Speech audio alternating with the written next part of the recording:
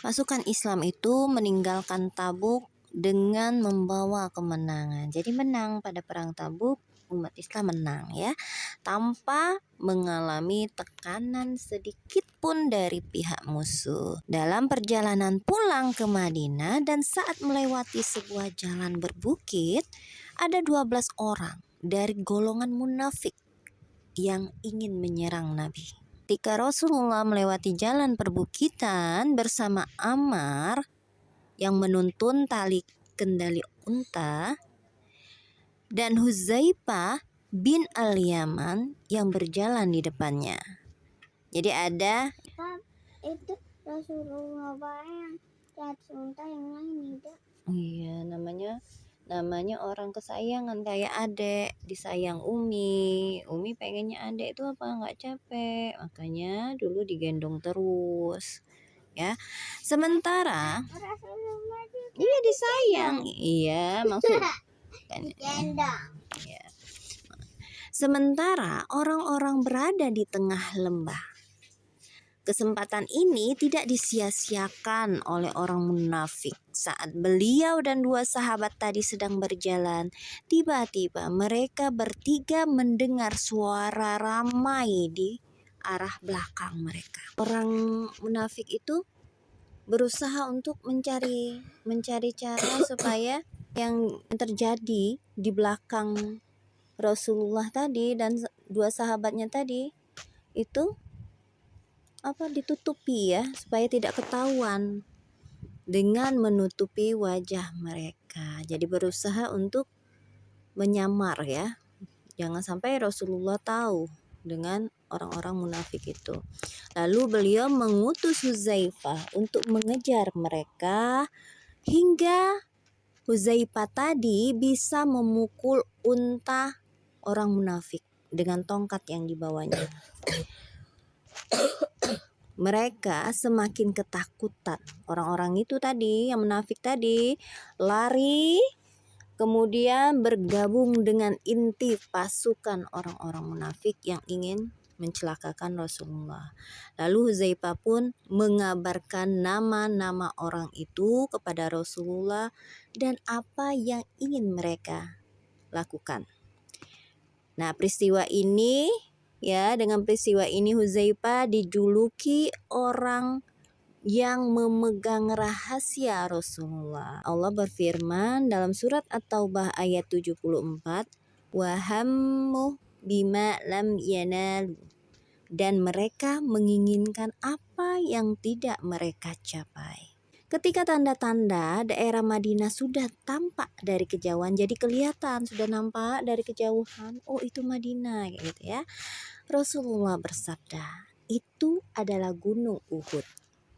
Ia mencintai kami dan kami mencintainya. Kata Rasulullah, gunung Uhud itu mencintai Rasulullah, mencintai para sahabat, dan para sahabat dan Rasulullah pun mencintai gunung Uhud. Secara lamat-lamat, secara pelan-pelan, orang-orang yang berada di Madinah pun bisa mendengarkan kedatangan Rasulullah dan sahabat. Maka para wanita, anak-anak keluar untuk menyongsong pasukan dengan gembira sambil bersyair. Ya. Keberangkatan beliau ini ke Tabuk terjadi pada bulan Rajab dan pulangnya pada bulan Ramadan. Peperangan ini terjadi selama 50 hari, enggak seperti Palestina yang hampir 3 tahun. Beliau berada di Tabuk selama 20 hari, sedangkan sisanya itu adalah perjalanan pulang pergi. Ya, jadi sebulannya pulang pergi. Dan inilah perang terakhir kalinya yang Rasulullah lakukan sebelum wafat. Dengan kondisi yang khusus, maka peperangan ini adalah pelajaran yang amat berat dari Allah. Sehingga dengan pelajaran ini, orang yang beriman itu dipisahkan, jadi terpisah antara orang beriman dan orang munafik. Jadi betul-betul orang munafik dia ikut ke pasukan orang munafik dan orang beriman kembali kepada Rasulullah bersama Rasulullah ya. Dalam surat Ali Imran ayat 179.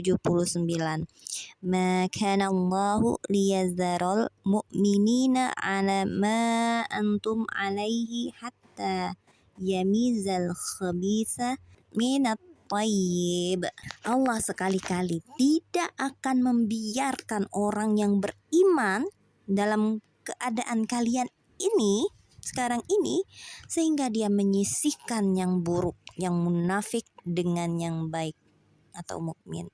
Jadi memang terpisah kan yang tadi kan, yang awalnya ingin mengganggu Rasulullah dalam perjalanan pulang, ternyata ketahuan, akhirnya dikejar oleh Hudzaifah tadi hingga orang-orang munafik itu terpisah bersama pasukannya dan Rasulullah kembali ke Madinah bersama orang-orang mukmin dan pasukan mukmin ya. Siapapun yang beriman dengan iman yang benar tentu akan bergabung pada perang Tabuk ini. Jadi jadi orang itu ada yang aku nggak mau ikut perang Tabuk Nah, kemungkinan orang itu adalah orang-orang yang munafik. Nah, kan jadi kelihatan orang munafik. Jika ada orang yang mangkir lalu orang-orang menyebutkan orang itu di hadapan Rasulullah, maka Rasulullah bersabda, biarkan saja dia. Kalau memang di dalam hatinya ada kebaikan, tentu Allah akan menyusulkannya untuk bertemu kalian. Jika tidak, tentu dia tidak akan tenang-tenang saja. Sehingga tidak ada yang mangkir kecuali memang orang yang berhalangan atau mereka yang mendustakan Allah. Dan berhalangan maksudnya ini yang nggak mampu, misalnya dia sakit misalnya atau dia kayak gitu ya, yang ada alasannya yang dibolehkan. Halangan itu cobaan bisa ya, atau apa yang menghalangi dia untuk pergi itu namanya halangan ya. Bait itu halangan, kenapa? Menghalangi orang untuk sholat, jadi dihalang kayak gitu loh. Ya kalau kita sholat kan berarti nggak ngikuti perintah Allah sama Rasul. Nah jadi yang mangkir itu adalah orang-orang yang berhalangan atau memang dia itu mendustakan Allah dan Rasulnya. Karena mereka termasuk orang-orang munafik yang hanya duduk setelah mencari alasan. Jadi beralasan mereka itu nggak mau ikut perang, berdusta. Ataupun tanpa ada alasan sama sekali.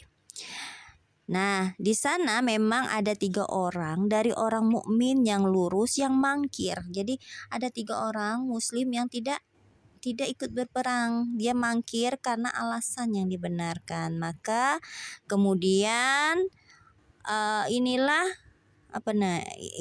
yang Ka'ab itu ya, ingat kan Ka'ab kan? Nah itu ya, inilah yang membuat mereka itu didiamkan dulu oleh Rasulullah, diuji oleh Allah, kemudian mereka itu memahami apa yang mereka lakukan itu adalah suatu kesalahan dan mereka diampuni. Setelah memasuki Madinah, Rasulullah itu langsung menuju masjid dan sholat 2 rakaat. Iya, sholat 2 rakaat tahiyatul masjid. Sementara orang yang duduk di sana, sedangkan orang-orang munafik yang jumlahnya ada 80 orang lebih, jadi banyak juga orang munafik ya, juga datang untuk mengemukakan, untuk menyatakan berbagai alasan. Berbagai alasan apa? Berbagai alasan kenapa dia tidak ikut berperang. Al-Waqidi menyebutkan bahwa jumlah 80 orang lebih tadi adalah orang-orang munafik Ansor. Sedangkan orang yang berhalangan di kalangan Arab Baduy itu ada sejumlah itu juga. Jadi ada 80 juga. Ada 80-an ya yang berasal dari Bani Ghifar dan lainnya. Sedangkan Abdullah bin Ubay, munafik ya, itu tidak termasuk ke dalam kelompok yang berhalangan. Dan jumlahnya jauh lebih besar lagi. Jadi yang berhalangan itu ya yang berhalangan dari bangsa Bani Gifar tadi lebih banyak dari Ansor ya. Orang-orang yang munafik yang mangkir tadi berani bersumpah ya untuk supaya Rasulullah itu percaya dengan alasan-alasan yang dibuat oleh mereka. Beliau pun menerima alasan mereka menurut penuturan yang tampak dan memintakan ampunan bagi mereka. Tapi apa yang ada di dalam hati orang-orang munafik itu Rasulullah serahkan semua kepada Allah. Sedangkan ada 3 golongan orang mukmin yang berhalangan seperti Ka'ab bin Malik, Murarah bin Rabi, dan Hilal bin Umayyah.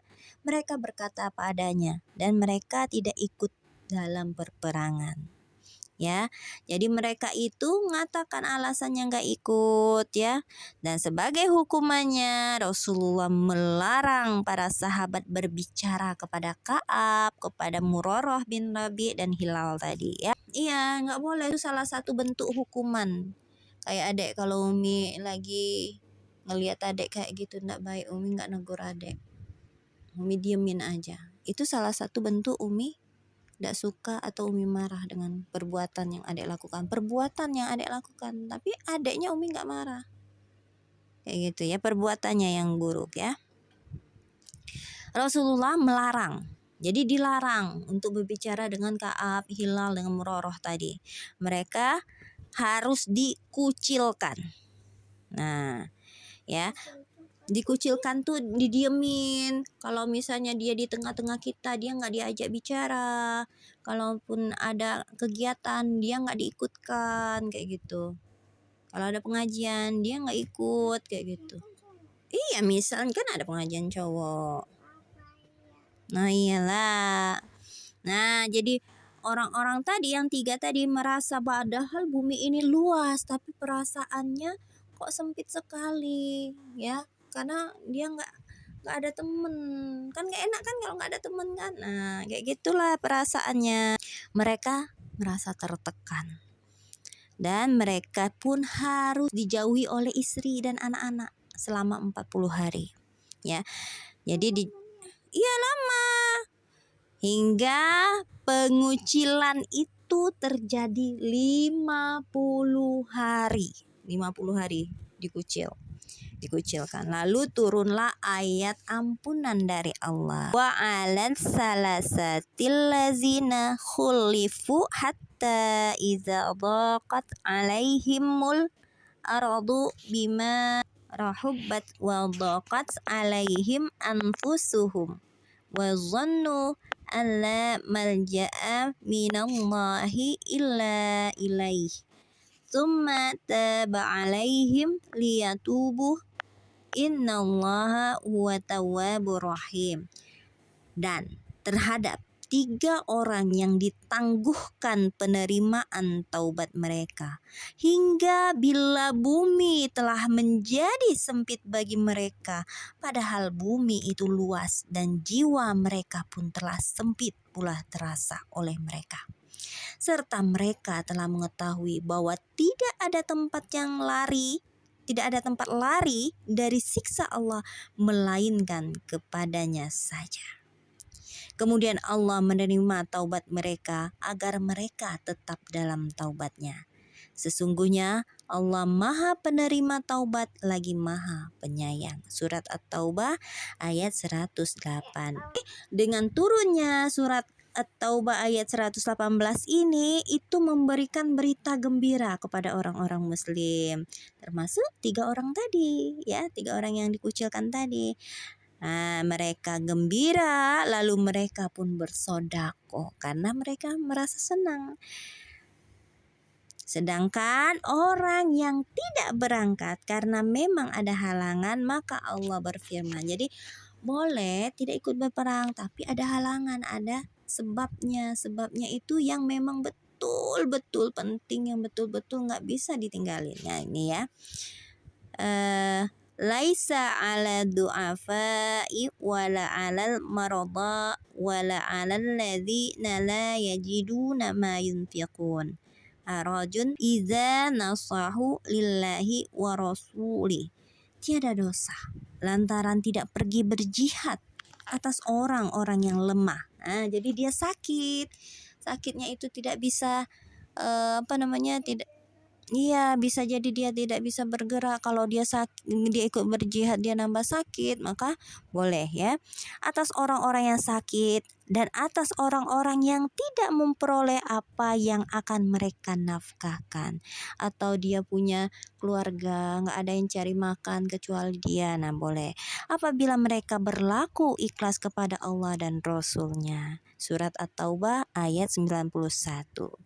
Nah, setelah mendekati Madinah dalam perjalanan pulang, Rasulullah bersabda, "Sesungguhnya di Madinah ada orang-orang yang kalian tidak pergi akan melewati suatu lembah, melainkan mereka senantiasa bersama kalian. Mereka tertahan karena ada alasan." Jadi, Rasulullah mengatakan bahwa di Madinah itu ada orang yang tidak pergi ya, dan dia juga tidak apa tidak melewati lembah seperti kita ini.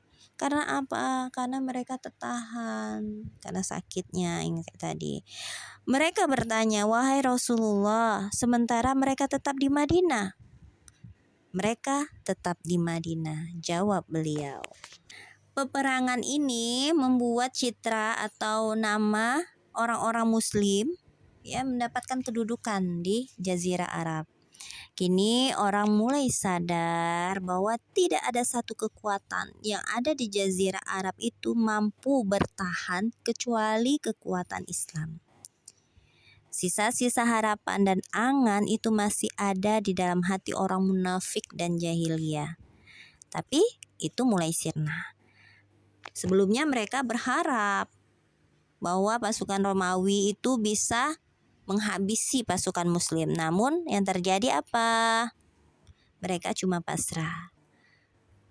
Dan perang antara orang mukmin dan Romawi dimenangkan oleh orang Muslim. Maka tak ada lagi yang mereka lakukan kecuali menghibah kepada orang Muslim agar berlemah lembut kepada mereka. Sementara Allah memerintahkan untuk bersikap keras kepada mereka. Bahkan Allah perintahkan untuk menolak sodakoh mereka, mensolati jenazah mereka. Jadi tidak disuruh sama Allah untuk orang munafik ya, meminta ampunan kepada mereka dan berdiri di atas kuburan orang munafik. Allah perintahkan untuk menghancurkan pusatnya kejahatan orang-orang munafik, yaitu Masjid Diror, masjid yang pura-pura dibangun untuk menyatukan umat Islam, tapi ternyata itu untuk membuat umat Islam itu salah sangka aja, melecehkan dan menyingkap kebusukan mereka hingga tak ada lagi rahasia yang bisa ditutupkan oleh orang-orang munafik itu. Setelah perang Tabuk ini, pengiriman utusan kepada beliau lebih sering ya. Inilah yang memperlihatkan pengaruh bahwa orang-orang itu membutuhkan Islam. Surat At-Taubah ini banyak diturunkan pada saat perang Tabuk ya. Jadi sebagian itu diturunkan sebelum keberangkatan ke Tabuk dan sebagian yang lain setelah keberangkatan ke Tabuk. Tepatnya yang turun pada perjalanan dan sebagian lain turun sekembali ke Madinah. Ayat tadi ya tentang orang-orang yang berjihad dan ikhlas, diterima taubat orang mukmin yang lurus. Kemudian ada tentang orang-orang yang ikut bergabung dan tidak bergabung, dan masih banyak lagi. Jadi itu surat At-Taubah isinya tentang orang-orang kayak gitu ya. Nah, pada tahun 9 Hijriah itu ternyata ada peristiwa yang penting dalam sejarah Islam. Apa itu? Yang pertama, setelah Rasulullah SAW pulang dari Tabuk, terjadilah li'an antara Uwaimir dan istrinya. Kemudian seorang wanita Ghamidiyah dirajam setelah dia mengaku telah berbuat zina, dirajam setelah menyapi anaknya dari hasil perzinahan tersebut. Kemudian Raja Najasyi Ashama meninggal dunia, lalu Rasulullah melaksanakan sholat untuk Raja Najasyi. Raja Najasyi di Madinah yang nerima Rasulullah waktu hijrah. Ingat? Enggak ingat. Yang menerima Rasulullah dulu yang pertama kali ke Madinah. Kemudian Ummu Kulsum binti Rasulullah meninggal dunia pada tahun 9 Hijriah tadi, yang membuat Rasulullah bersedih. Kemudian beliau bersabda kepada Utsman. Ini Ummu Kulsum ini adalah istrinya Utsman bin Affan.